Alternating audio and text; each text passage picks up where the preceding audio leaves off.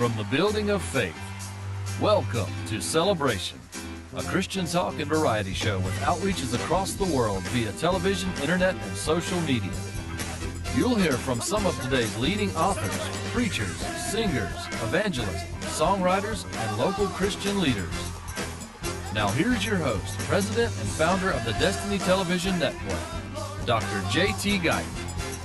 I'm excited about our guests. I've been following them for a while on YouTube, and they've been a blessing to me, and I know they're going to be a blessing to you tonight as well. So call all of your friends, family, everybody right now. Tell them to tune in to Celebration because you're going to meet the good family, and we're going to talk a little bit about bus life. And they live on a bus, and yet they travel and hold revival meetings as well. As you all know, we have been building for the last year our mobile production bus that we call Hazel. And so as I started searching, this one thing kept coming up on YouTube when I would type in schoolie or school bus conversion, what have you, and it was the bus life. It was actually worth watching. And so as we began to follow and watch them, I immediately sent Shane a message and said, when you guys come south, I want to have you on our show. And the whole family's actually here, but we're not going to have the whole family on the show tonight, right? But right up here, right now, we've got Shane and Julie and Isaiah, and your daughter's going to join it. One of your daughters is going to join us here in just a little bit. So let me ask you this. I want to talk about what you guys do as far as revival and what have you, but what made you decide this is what we're going to do? We're going to build a bus. So it would have started when I was actually a child. Okay. And my parents were moving from Washington State. My dad was actually from Florida. Okay. My mom and her family's from Washington State. And so they wanted to move, and they were looking at prices of U-Hauls and stuff like that, Okay. and then discovered that, wait a second, why don't we just buy an old bus? And it ended up being actually a lot cheaper. Yeah. So as a kid, I think I was 5, 6 years old, something like that. It was, we did this, they put some bunk beds in and a little Coleman stove and different things like that. And then the back half of the bus was all of our belongings. And just as a kid, it was like the most adventurous thing I could ever, me and my sister loved it. So traveling, from Washington all the way down to Florida, it was one of those kind of unforgettable journeys. Oh, yeah. And we loved it. Yeah. Anytime we moved, we always used the bus. Okay. And so when we decided that we wanted to move actually to Washington State, we wanted to go to Washington State and build a house and have a nice little happy ever after life, Yeah. And I'm like, well, why don't we build a bus out and, travel, put all of our stuff in it and and move. And that was the plan. So that's how it originally started, and that was our first bus. We finished it and took our maiden voyage in 2010. Okay. Now, at this time, how many children did you have?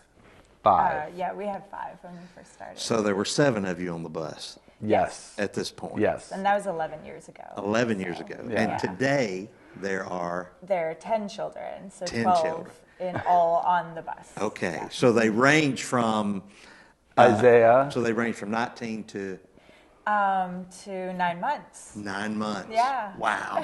That has to be an adventure, right? It is. We love it. Yeah. Yeah. So I think 4 of our children have been born on the bus.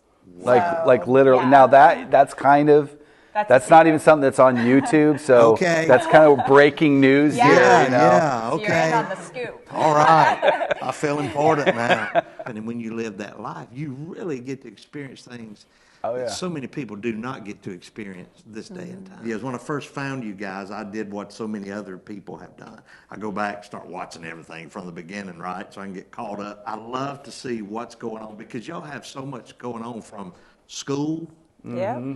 to just normal day-to-day life to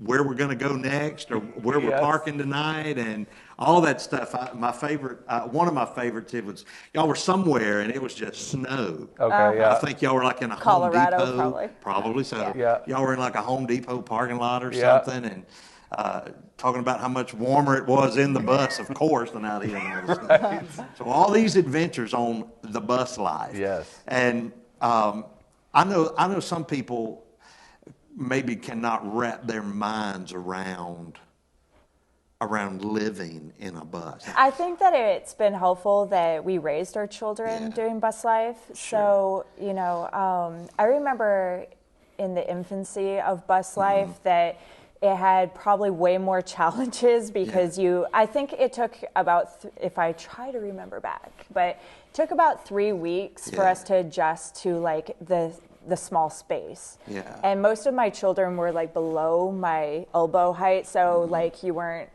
hitting into them as much, but as they grew up, that you were like, okay, you're in my space, like this is my space right here. This space, But so in the beginning years, we did bus life on and off, and so I actually found it more difficult, believe it or not, to do bus life when I was living in a house, say for the winter months, and then going back to bus life, because I wasn't committed to it. I was like, okay, I know later on, a few more months and then we'll be back in a house. But when we went full time, which we've been doing now for 6 years, that it was actually easier because I was like committed in my heart. So it's actually interesting because it shows how much is in our heart, that our happiness is determined only by our hearts. It's not by our living circumstances. Let me ask you, Isaiah, you told me in the back a while ago, you were how old when y'all started this adventure? I just turned 8. Just turned 8. Yeah. And you said that this is what you want to do. Yeah, so as soon as I'm starting to move into the stage of moving out, and I'm planning on getting my own rig, possibly a Mercedes Sprinter, that would be nice, and converting it into my own living home. And I do videos, and I'm into videography, and that's kind of what I want to do for a living. And it'd be nice to kind of build it that is sustainable for the work I do. And I do Lego stop motion, and so it'd be nice to make a little spot to have a little studio area where I can do my stop motion work. And they were just showing some of your Lego stuff on the screen. Yeah, for sure. And then I also do cinematography. Okay. I really love doing that kind of stuff. And that's some of what we're seeing now. Yeah, and then the Lego stop motion, of course, takes like so much more time, and is a lot more time consuming than like cinematography or videography. What's some of the adventures that y'all have gotten into out there? Oh gosh. Well, one thing that was kind of really interesting is our plans and our goal was, like I said, to move to Washington State. So we left, went up to Canada to visit her family. Yeah. And then it's like, I always tell people we got snowed in for 5 years because of how cold it gets there. But we literally stayed in Canada for 5 years. And never made it to Washington. We still haven't made it to Washington today because ultimately the Lord just had a different plan for us. And it was, kind of in that place that we, I guess the Lord really started to do a work in us and, started leading us to more outreach. So y'all have been to some really cool places. Yes. Like, I can't remember, there was one where y'all actually went, help me out here, there were just these tons of old books. Yes. Okay. That was Lamplighter Ministries. The Lamplighter. Yes. Yes. So that was really cool. They're in New York. Yes. Okay. And kind of an interesting story about that. And we have an episode on our channel about that. But so Lamplighter, in a nutshell, they take old books and they republish them. They have to be at least 100 years older. And then they republish them. Yeah. And my mom had been given a book by her grandmother. Okay. And it was a book that was really precious. Old. So really old, Gotcha. And she sent that to Lamplighter, and then they published it. So that was really cool. So, in the book it says, given to us by Kathy Good. And so we had that kind of connection there. So we wanted to go there and film kind of all the books they had there and then find that book. So I think the name of the episode, if you want to see it, is In Search of a 200-Year-Old Book. I think is the name of it. And it's the thing I like most about that episode, well, that ministry and visiting there, is they do audio dramas, and they are so good. Yeah. So I think we have all the audiobooks, correct? I think so. Could be wrong, though. I think the kids maybe said there's a few out there, but I think we pretty much have them all. So they listen to them over and over again, and the awesome thing about it is they're stories that build character, and they're all faith-based, so so it's something I feel good about our children listening to, and we don't watch movies, so they listen. It's actually really funny, because when we were transitioning out of allowing our children to watch movies all the time, our daughter Kira, she was probably about 6 at the time, and she's like, could I watch some movie? And I'm like, no, Kira, how about you use your brain and you sit down and listen to an audiobook or something? And she's like, I think I'm going to save my brain for something special. I was like, oh. All right. So she's the sassy one of our family. Yeah. Most kids would never get to experience and see so much that Yes. you have all these years Yes. now, and the others coming up are getting to experience, and it's just, I think it's just awesome. One of my favorite episodes is called A Death in the Family. Yes. Okay. And that was a sad one. Yeah, it was a sad one. And I'm like, okay, so I checked this out.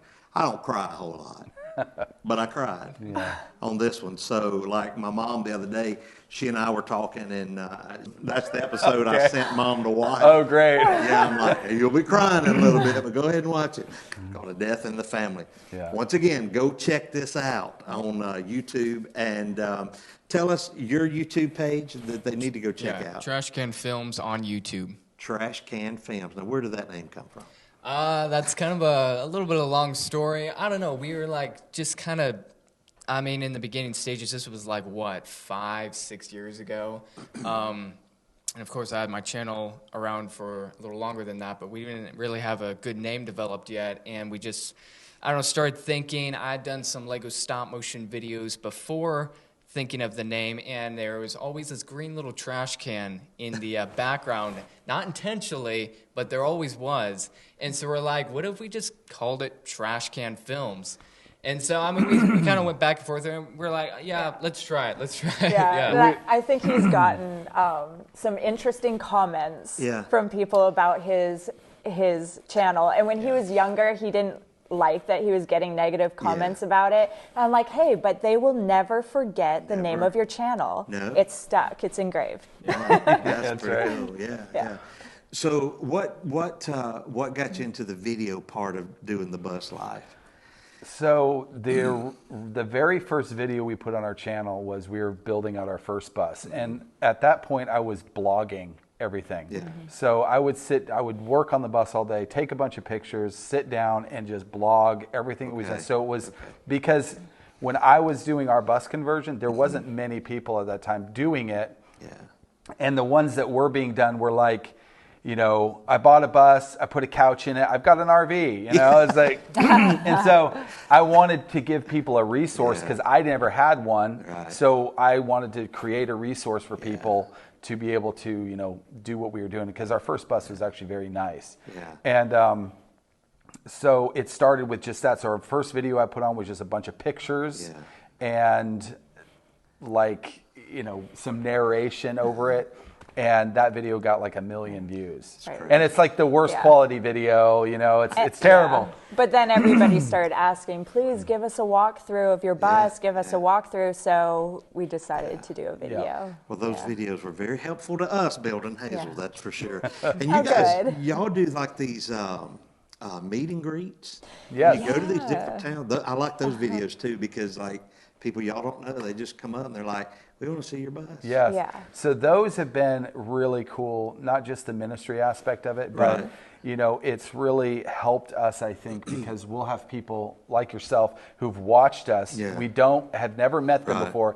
And I've had people walk up to me and say, man, I just feel like you're my brother. Yeah. And I'm like, I've never met you before. Right. But it's really taught us to just be like, just relaxed around people and just welcoming and hey, it's been awesome. Yeah, and it gives us so much opportunity to be able to to actually get used to approaching people as well, because they are basically approaching us, and people feel so comfortable around us because they've gotten to know us through video. There's the family unit that y'all have that draws so many people to watch that, because it's cool to see families working together, doing anything together anyway. But then it's, as we watch, like Isaiah does the video stuff, and then your oldest daughter that we're going to meet here in a few minutes, Arwen, she has her niche that everybody has a job. And then your one son, I don't know if he's the next to the oldest, but I guess he kind of helps you with the bus, actually. Oh, now. Ashton. Because I've noticed on a few of them, he knows where all the tools are. Right, and exactly. That's Ashton. How to get everything. And I probably need him to come travel with us on Hazel, since I don't know anything about all the mechanics stuff. And it's been awesome, because not only do we get to spend life together, people have asked us, how do you sustain this? How do you pay for your life on the road? And we'll pick up carpentry jobs, so we'll do carpentry work, or we've actually helped people build out buses. And what's awesome about it is I'm home more than probably most dads are home, so I get to be around the family, and to me it's awesome, and we get to do life together, adventures together. When we were in Colorado, we parked out in the middle of nowhere for like a month straight, and just at the base of this big mountain, and it's just beautiful, and out with the kids hiking around and doing stuff all the time. It's just awesome. We love it. Our kids are all homeschooled, of course, and so we've gotten to spend that actually crucial and special time of their childhood with our children. And I think a lot of the time that's given away to school teachers, and not to diminish school teachers, because they do a great job. But that, for me, I was just like, what? I want to spend those years with my children and those crucial years of their life. Absolutely. And so we use Rod and Staff for our curriculum. And especially having 10 children, the thing I love about that curriculum is that they can basically sit down with their own lessons and read over it and do most of the work without my help. So, and all of our children are super motivated. They've learned that if they get their work done quickly, then it's done, and they have the rest of they can play and have adventure. That's so awesome. All of them graduated. Well, the top 4 graduated, 3. The top 3 are graduated, almost 4th graduated already. You get to meet another member of the family, and this is Arwen. And she has a company called Roadway Coffee. And I get some right here, Roadway Coffee. I'm excited about this. So what got you into this coffee world? So it was kind of a couple years ago. We were, traveling and stuff, and it was great. Yeah, I like it. It was always super hard to find freshly roasted coffee while we were traveling, and we kind of became coffee snobs. And so, we were traveling, couldn't find fresh roasted coffee, and so we were like, why don't we just, start roasting our own coffee and make it how we want it, and So you do this you do this on the bus for the family. I know your dad probably makes you do this 3 or 4 times a day. Yeah, pretty much. But I've noticed you do this as well for the revival meetings that y'all hold. Set up and do that. One question, you may have a video. How do y'all get all those cool little designs in the middle of the coffee? Is that like a... Yeah, so that's called Latte Art. Okay. And that's pretty much just comes with practice, and it's pretty much the way you pour your frothed milk into your espresso. I got you. See, there's an art all within There is. itself to have that. And I'm telling you, this is amazing. This is great coffee. Now, they can order your coffee, and the website is... Roadwaycoffee.com. Roadwaycoffee.com, and y'all will ship it right out to them. So what's some of the flavors or the different... The roast. Roast. Yeah. So The we- roast. The You roast. gotta know Sorry. your terms. That's right. I'm talking to coffee snobs here. I got to get it together. Yeah, so we have several different roasts. We have our medium, our light, our dark roast, and then we have in between roasts. So we have like one of our roasts are called Misty Mountain Morning, and that's our light roast. Okay. Yeah, so that's just one of 7 or 8 roasts that we have. Yeah. That's awesome. So you need to check that website out. They're going to put it So up on the screen. this one that you're drinking right here is the Mexican Cafe. Yeah. So that's So the Mexican that's Cafe. the one we serve at like all of our events and things like that. And it's probably my favorite. They're all great. So like it'll be like, oh, here's a new one. Try that. Oh, this is great. Oh, I like that one too. I like that one. Yeah. So, you know. I feel honored. Nobody else on the set got coffee but me. Yeah, I know. So where's mine? I feel honored. You can have yours after the show. Yeah, I know. They didn't want you to spill it during the show. You got to earn it. So what would be the one, I guess maybe the one, I don't care if it's an adventure or the one story or just the one thing that has really stood out to any of you. And we'll just spend just a minute on this where we can get in the ministry that has really, I guess, impacted your lives the most about this bus life. To be honest, bus life wouldn't be worth it if it wasn't for the ministry aspect of it. There's something about that going and getting out of your comfort zone, even if it's for a short amount of time. You don't have to do it full time, but just getting out, that initial getting out. And there's one girl in particular that she just has a special place in my heart, but we met her at a house church that we were invited to, and she was just very gothic, depressed looking, and I later found out that she was stoned when I met her at the house church. And so she was kind of in another world during the meeting. But she ended up coming to one of our meetings, and I knew in my heart I want to push through and reach out to this girl and spend some time talking to her. And that's one thing that we love to do is spend time with people, you know, love on people.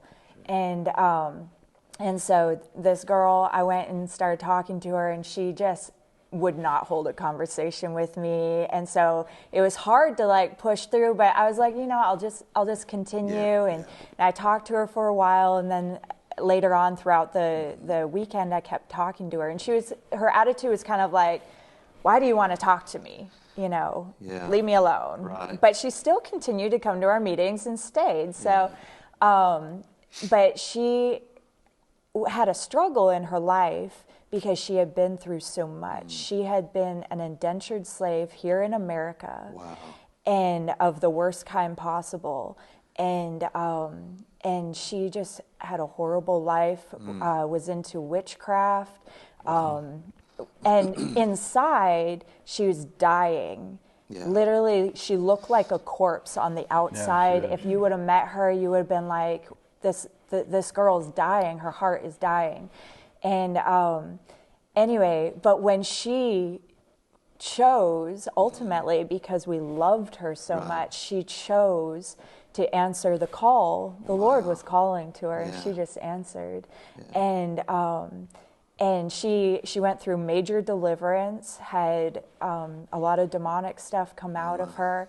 And get this, okay, she was so transformed that when she went home, her neighbor's dog that she walked regularly, she knew the dog knew her, bit her face because the dog didn't recognize her. Whoa.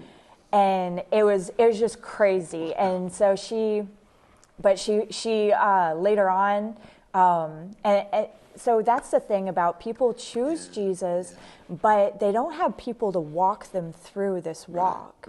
And it can be a hard walk. And there's got to be that discipleship and true love. And it was so cool because she was having a hard time, and she came to us, and she was embarrassed to come to us because I think she had this thought process that when you come to the Lord, everything becomes peachy. It's going to be perfect. But you've got these struggles that you need to overcome. And when you come to the Lord, it's like, and you get set free, especially from demonic stuff, it's like the smoke is cleared out of the room, but you've got open doors in your life. You've got dirt in the pile of corners of your room. You've got to start cleaning this stuff up, closing those doors so the demonic doesn't come back in. And so this was a process now that she was having to go through, and didn't have anybody to walk that with her. So we actually had on the road a camper that we were bringing along with us, and we said, you know what, come move in. Come move into the camper, and we'll spend as much time. And actually, the Lord said to me, give her 2 weeks of constant attention, and she'll be a different person. Wow. And so we devoted those 2 weeks to her. And I tell you, she was even on pharmaceuticals and felt a conviction to get off of them. She got off the pharmaceuticals, got off of the drugs, got off of everything. And then, like a different person. Yeah, was a totally different person. And Amazing. yeah, and so That's what people was need heartwarming. today is love. Yeah. Yes. Yeah, and I love her. I love Yeah. her so much. Yeah. So, Just a little bit of our time can go a Yeah. long way in Yeah. somebody's Yeah. life. Yeah. We never know what they're going through, That's what right. they're dealing with. So that's powerful. Now, Yeah. y'all kind of went around and ministered before the Hunger for Revival movement Yeah. kind of started. Y'all kind of done that, led worship, Yep. preached and what have you before the Hunger for Revival. Yeah, so we were just basically doing whatever ministry kind of came up. Yeah. And the Hunger for Revival thing actually started very spontaneously. You know, both of us kind of have a revival in our DNA. Yeah. I was a part of the Brownsville revival. Julie was a part of the Toronto Blessing, Blessing. yeah. That's And amazing. so we've always had that fire burning in there, I guess you could say. And really what it came down to is we were invited to come to this ex-Mennonite, old order Mennonite home church. And they're like, you know, we've heard about what's happening. Can you guys come and minister? So we went up there, and this was in Kentucky. Yeah. And the Lord broke out in this home church, and there was people getting delivered, there's people getting set free, some healings happened. Julie ministered a lot with the women and different things, and it was just this powerful moment. Probably the thing that stood out to me in that meeting was how many of them didn't know the gospel. Yes. And when they heard the gospel, it was alive, and they responded. And So try to make condense this here. They basically said, hey, we love what happened here. Do you guys want to come back? We'll get a venue, and you guys can, you know, do a 3 or 4 day event. So we're like, okay, sure. Then I'm thinking, well, I don't want to just do it all by ourselves. I had some people we could pull from. Yeah. So Corey and Hannah, who were traveling with us at the time, they were a part of it, and then some other people came in, and this team formed. And it's basically the team that travels with us now with Hunger for Revival. It's the easiest planning. There was no planning really involved. It just came together, happened, and that event was really powerful. And then we thought it was just going to be one event. Yeah. And then it was like someone else invited us, hey, do you guys want to come do it in Springfield, Missouri? And at first we were calling it just the Bus Life Tour. Yeah. That's what it was called. Yeah. And so then I it forgot kept about kind that. of like, then it just kind of kept happening. And I'm like, well, how about, you know, let's come up with, you know, Hunger for Revival. Because really, it's all hunger for Jesus, right? Yeah, it's sure. all hungering That's right. after him. But for the church to be revived, for the church to be really brought back to the place that we're supposed to be in. And it's been great. So in our events, it's equipping. We're doing worship. We're equipping. We're taking people out on the streets to pray for people. We're seeing people. Just offhand, in Nixa, Missouri, there was a guy that came to our meeting, and the reason he came was to get deliverance. So he came to the meeting. He knew he needed deliverance. Yeah. He was set free, and now this is a guy that's been raised in the church his whole life. Yeah. Well, after being in the meeting and going back home, he started praying for people and started immediately seeing people get healed. He'd never seen that before. He was preaching the gospel. People were getting saved. It was just this really powerful thing. Yeah. So we're seeing a lot of that happen, and it's been awesome. Yes. Wow. So. What do you think? We've talked a lot about revival this afternoon. Yes. And everybody has a different idea. Some think they're more right than others on what revival really is and how revival can take place. From your perspective, I mean, being a part of such a great move of God as Brownsville was, being a part of that and seeing all the things that God did, what do you think that real revival is? So I think ultimately, you know, if you look in Scripture, the people that hungered for Jesus, were the ones that were filled, you know. And I really think, you know, I think of stories like blind Bartimaeus, who just screamed out, Jesus, Son of David, have mercy on me. And, you know, Jesus turns, what do you want me to do for you? As if he didn't know. But sometimes I think the Lord just wants to be asked. Sure. And then the Lord heals him. But I think what we've seen is when there's a lack of hunger for the Lord. You know, we have a lot of churches across this country, and a lot of churches across this country that have not much life in them. Amen. Yeah. Ultimately, when you walk in there and you start talking to the people, you'll find that there's a lack of hunger for Jesus, that lack of falling on your knees and crying out like, I don't want to live like this anymore. I want you, Lord. I know there's more. I mean, we serve an infinite God, and there's so much of him that we don't know about. And I think revival, when we are hungering for him and we start tasting that a little bit of what there is of the Lord, it causes you to even hunger more. And what we've seen is when hunger is sparked even, like we'll have people come into our meetings that have never, they don't even know on the grid what revival looks like. They don't even necessarily know what it is to hunger for the Lord. But when they come in and they see others who are hungry and they see the Lord touching them, it sparks something in them. So sometimes it's just simple, you know, someone who is hungering can spark others to hunger. I was just glanced at some of the B-roll that they'd been playing when we were in the control room earlier. And there was this one shot, and they make him pull it back up. This guy just laying on the floor. And you could just tell he is in some intense moments with God. And when I think of revival and I think of that hunger, that's what I think about, because even the meetings that I've been a part of where God has really manifested himself, people that are hungry, they get to that point where they just don't care that there might be some dirt on the floor. They don't care. They just want to get down and they just want to get to a humble, worshipful place and just say, give me more. That's right. Yes. More of you, God. Yeah, and even if you think of the story of Jezebel and King Ahab, right? Is it King Ahab? Yeah, and who was spared? Ahab, he was the king, and what did he do? He got on his face. He got in sackcloth and ashes and got on his face and repented, and he was spared.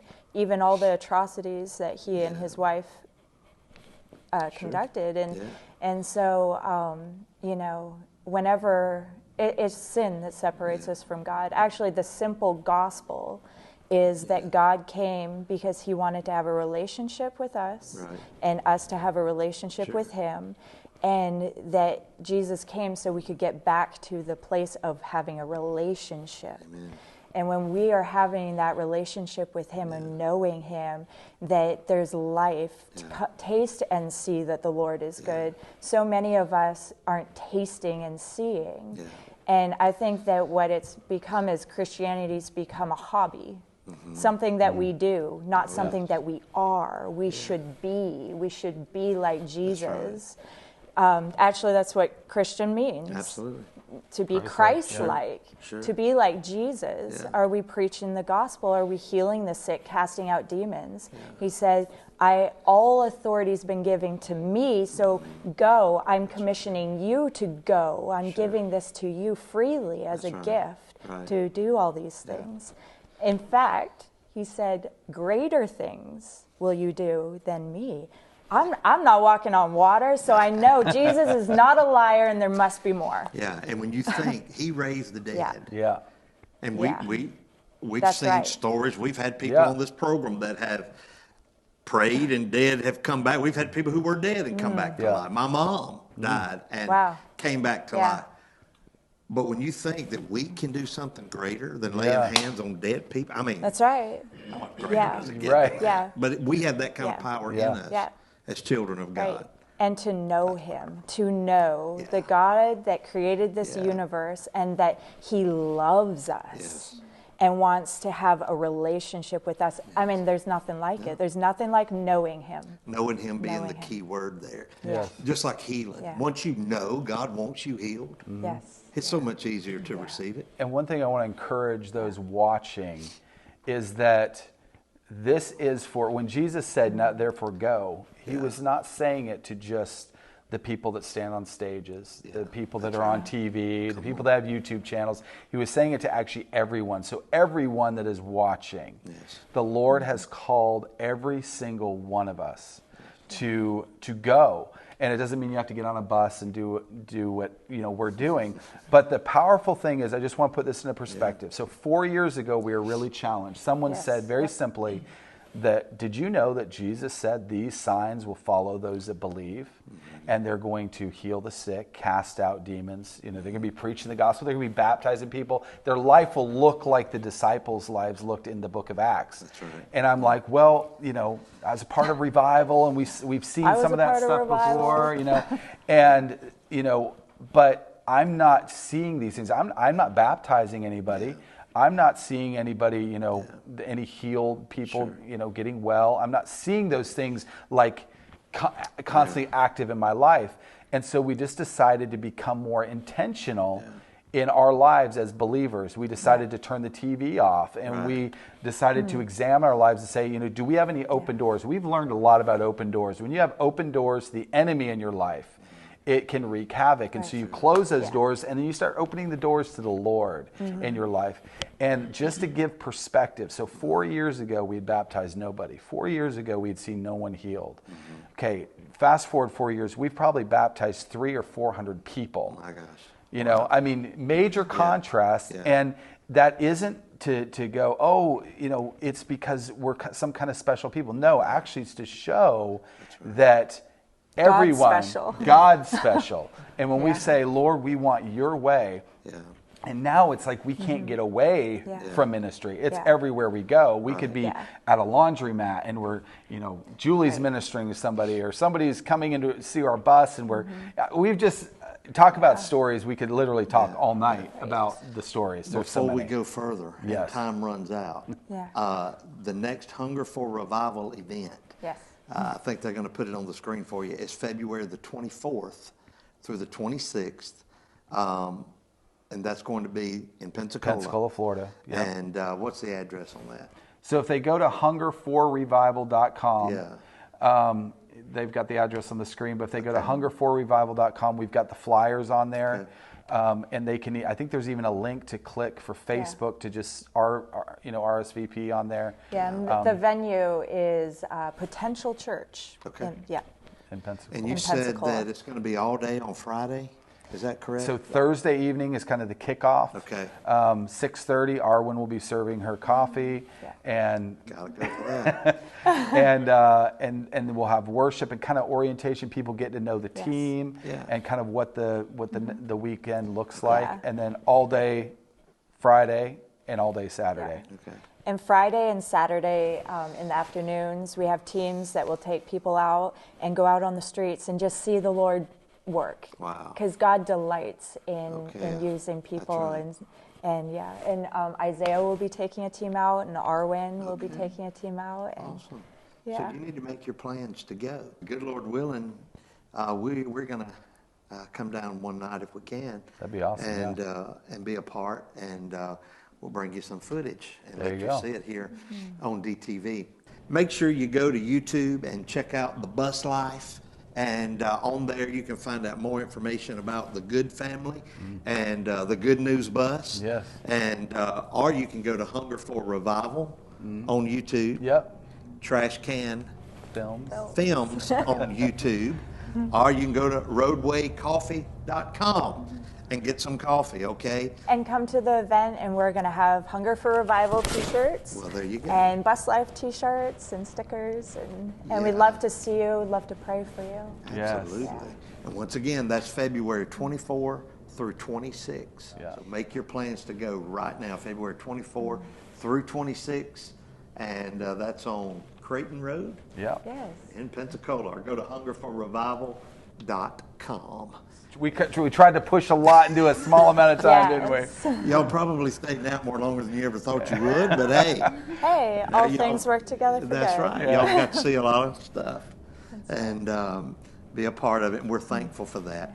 So please, like I said, go check out the YouTube, subscribe, click the bell, make sure you like the videos, and comment, all right? Yeah. Where you can find out everything that's going on with this family. And hopefully we'll be able to have them back on the program again sometimes when they're back our way. If they don't stay, if they ever make it to Washington, we may never see them again. Well, if revival breaks out somewhere, I'm staying there. Yeah, I'm with you. Amen. There you go. Well, let's pray revival breaks out in Pensacola. Amen. Yes. They'll be here with That's us right. for a while. Then we can broadcast it on the network. There you go. God bless you all. Goodbye.